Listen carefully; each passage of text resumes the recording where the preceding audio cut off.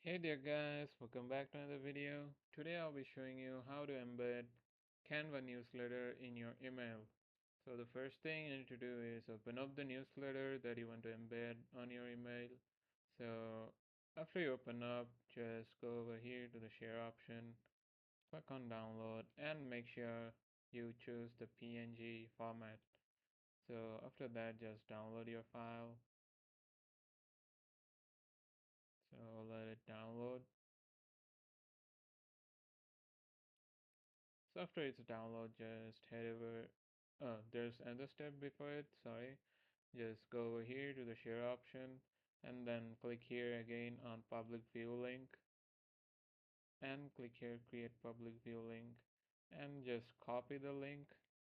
And after that, just head over to your email and click on compose and then just add the PNG file that you have just downloaded as a newsletter.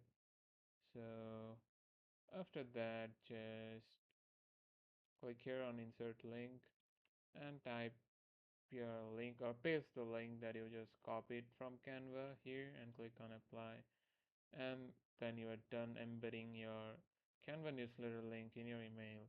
So that's it with the video, guys. Thanks for watching and take care.